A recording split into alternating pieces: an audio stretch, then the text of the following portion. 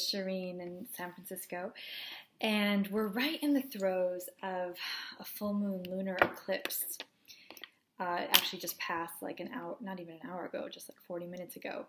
And I tried making this video earlier, but had all kinds of complications because we're in the midst of not only the ongoing Mars retrograde, which has been like living in a blender, or like feeling ground up in a NutriBullet is how I've been describing it.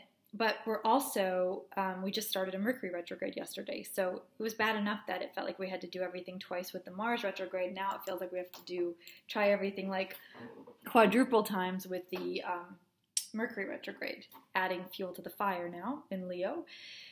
And this eclipse energy, which has been quite intense. So during this eclipse, we're in a 3-part eclipse series.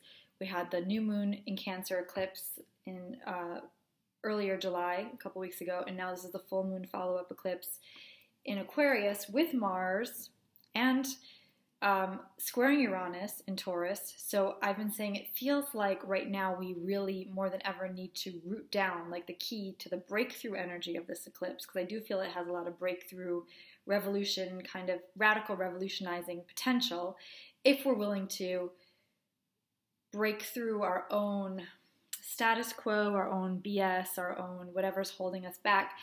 And that requires being extra rooted and grounded in our core selves right now and in our principles and our integrity. So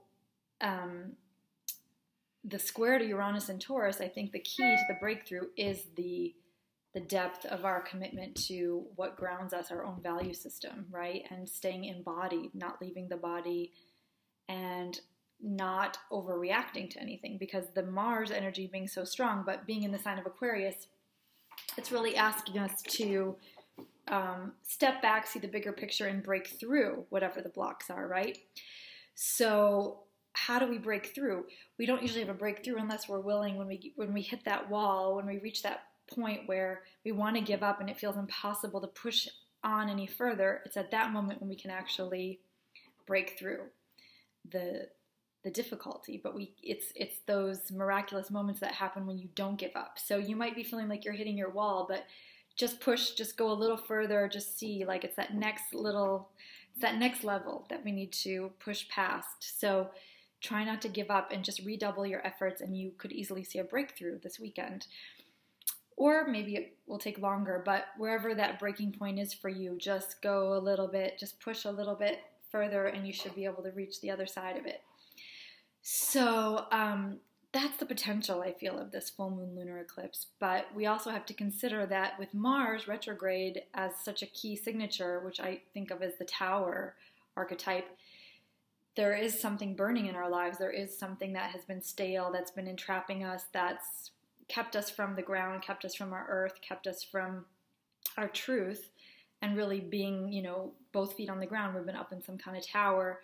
So divine intervention comes to free you, but it could first feel like, complete crisis. And it could be something with our health, something with a relationship, with a job, whatever situation needs to be put on fire right now to free you, to liberate you, could be in a bit of a catastrophe right now. So just trust that crisis is there to liberate you. If you are in the midst of an interpersonal crisis, or you're feeling the collective crisis that we're in, that's also to hopefully ultimately liberate us. But there's a big fight, there's a big battleground going on right now. And let's not forget that there's been a very powerful confluence of energy that started yesterday, actually the day before the full moon eclipse, where the waxing moon was in Capricorn and first joining Saturn, which is a very heavy gravitas kind of energy. Next, moving on to Pluto, which is our monthly initiation into the underworld, where we want to glean the riches, but we don't want to, take up residence and get stuck down there for too long. And then finally, right before joining up with Mars for the eclipse, before that we had the almost full moon with Black Moon Lilith. So this idea of the fierce feminine and the part of us that will rise up and speak out against whatever, wherever the goddess feels there's been lack of reverence, you know, and wherever there has been transgressions against the divine feminine, we're going to feel that uprising right now in ourselves, in the collective. I've been calling this like the enough is enough, or the enough is enough moon. And I was thinking of Donna Summer. I saw that Donna Summer musical when I was in New York a few weeks ago, and it was so inspiring. And she's a Capricorn, and I feel she really embodies that Lilith and Capricorn energy in her music so much, you know, especially that song with Barbara Streisand, who is a Taurus. So you have that kind of Taurus Capricorn confluence. We have Uranus and Taurus now, but that feels kind of like the soundtrack right now. Anyway, or the mantra, you know, enough is enough. So we've reached our limit. So we're not putting up with, the feminine on this planet is not putting up with it anymore. No more tears. Enough is enough. So as we start to move through, this is part 2 of the 3-part eclipse series, as we start to prepare for the third and final, I'm calling that one the recreation. So the breakdown was the new moon in Cancer eclipse. The breakthrough was the full moon in Leo eclipse, and then the recreation is going to be the new moon.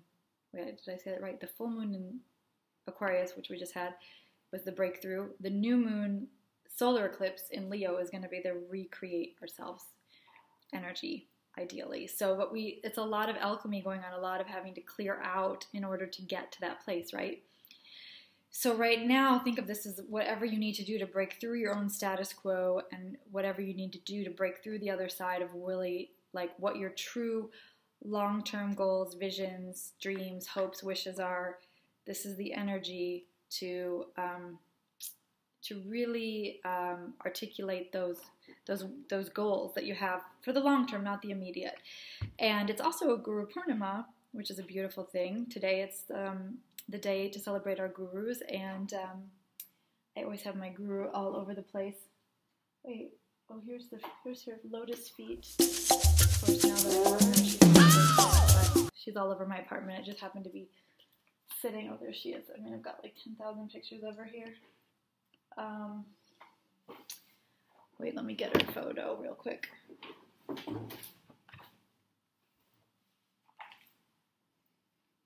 Yeah. So it's the day to celebrate your teachers and spiritual teachings, and anyone who's helped remove darkness from your life. So it's a very powerful day, very powerful full moon, and we do need extra rest to process and integrate everything that's going on right now. So don't be too hard on yourself, and sleep more if you need to. Get as much, self-care and rest in as possible, and just don't push yourself too hard this weekend. We're going to be moving into Pisces moon later in the weekend, so it's a really good time to be near the ocean or the water if you can, and to just get some really deep healing time in this weekend to process all of these changes. We probably won't see everything unfold until perhaps, it could take 6 months or longer to see all the effects and reverberations of this full moon lunar eclipse. It's quite intense. So anyway,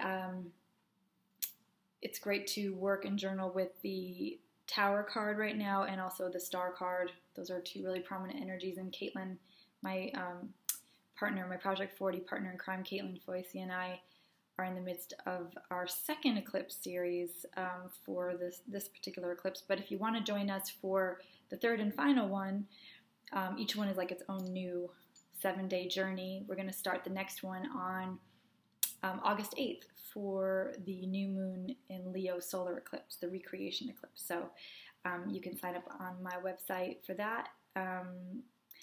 Make sure you get the updates for that at ShireenVishmaya.com, and I'll be back with an update before then. Okay, thanks for watching.